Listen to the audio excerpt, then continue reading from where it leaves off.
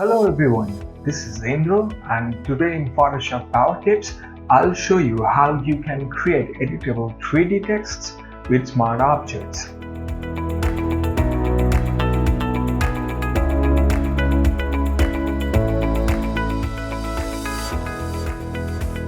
Okay, I have my new document here and I'll create a text layer.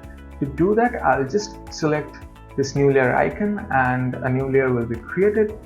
And then I'll select the horizontal type tool and I'll type something here. Let's type in hello. I'll just center the text.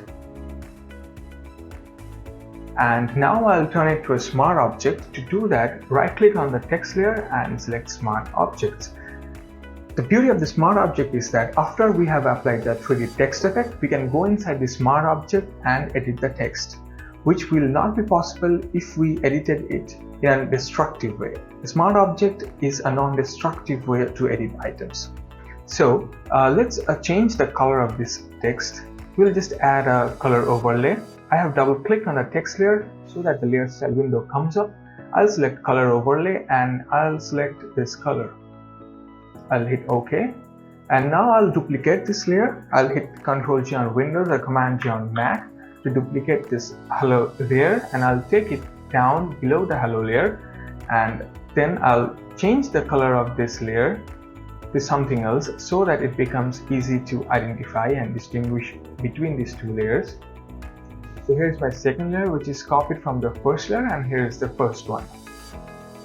Now I'll show you the steps you need to perform to turn this second layer into a 3D extrusion effect. To do that, I'll again hit Ctrl G or Command G to duplicate. Now I'll hit Ctrl left square bracket or Command left square bracket to take this layer below the first one, and then I'll hit on the keyboard the right arrow and the down arrow to nudge this layer 1 pixel to the right and 1 pixel to the bottom.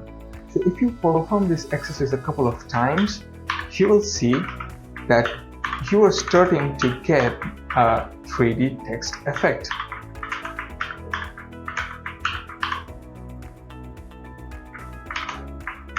So by the time you must have realized that this is a very tedious process and it will take pretty long until you get a substantial 3D effect. So I'll show you how you can quickly automate this process and speed up this 3D extrusion process. To do that, we'll take help from Photoshop Actions. But before that, let's clean up our layers which were copied here, and we'll just keep the first copy that we made.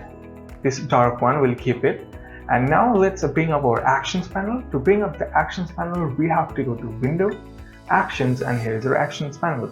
So what Photoshop Actions do is Photoshop Actions record the steps that you perform inside Photoshop, and you can record it to an action, and once you play it, Photoshop will automatically perform those steps that you recorded into an action. So we'll record the steps that we use to create the 3D extrusion and we'll apply them automatically. So to do that, make sure you're selecting this hello copy layer and nothing else. Now I'll select this new set icon and I'll type 3D text effect. I'll hit OK, and now I'll click this new action icon and I'll type in 3D text action. And once I hit record, after that every step I perform in Photoshop will be recorded into this Photoshop action. So let's do it. I'll hit record, and as you can see, the recording has started. By the way, one pro tip, you can pause the action anytime using this stop button and again hit the recording to continue from there. Well, so let's perform our previous steps. With the hello copy layer selected, I'll hit Ctrl G or Command G to duplicate. I'll hit Ctrl or Command left square bracket to take it below the first layer. And now I'll hit right arrow once and down arrow once to nudge the layer 1 pixel to the right and 1 pixel to the bottom. So this is what I want to copy here in this Photoshop action. So I can hit this stop button, and as you can see, all these steps are copied over here. Now what we can do is we can select this 3D text Photoshop action, and once we hit the playback button, you can see that Photoshop is automatically performing the steps that we did previously. So by this way, you can quickly create many layers, many duplicates, and perform the step and create a substantial 3D extrusion effect. I'll stop at 50 maybe. Okay, so now you can see that we have a substantial 3D effect on the text, and let's just add a small shadow effect so that it looks a bit nicer. To do that, I'll first hide the top hello layer. I'll select the first copy, and then I'll right click and select blending options to bring up my layer styles window, and then I'll select bevel and emboss. Then you need to select reset to default and change technique to chisel hard. So I'll hit OK, and then I need to copy this layer style to all the other copies of this 3D extrusion. To do that, I'll right click and select copy layer style. I'll select the copy below it, and then I'll go down to the very bottom and hold my shift button and select the last copy so that all the copies get highlighted, and I can right click on any one of them and select paste layer style. So as you can see that the layer style has been applied to all the 3D extrusion copies, and now I can turn the first layer visibility on, and as you can see, this is how we can create a 3D text effect using smart objects and actions. So now I'll show you the beauty of the smart objects. You can double click on this smart object thumbnail, and the smart object will open a new smart object edit window.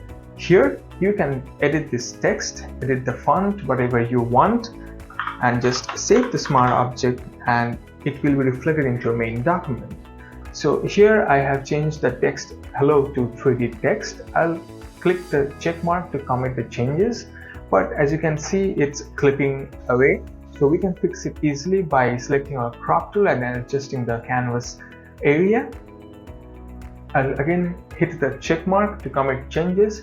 I'll save the smart object, and then I'll close it. And once we come back to our main document, you can see that the changes have also been applied to our main document. And this is how you can quickly add 3D text effects using smart objects and taking help from Photoshop Actions. I'll leave a link to the PSD file and the action that I created here. You can find it in the descriptions down below so that you can use it for your reference. And if this video helped you, please leave a like and hit the subscribe button and the notifications bell. I'll see you in the next video. Till then, stay creative.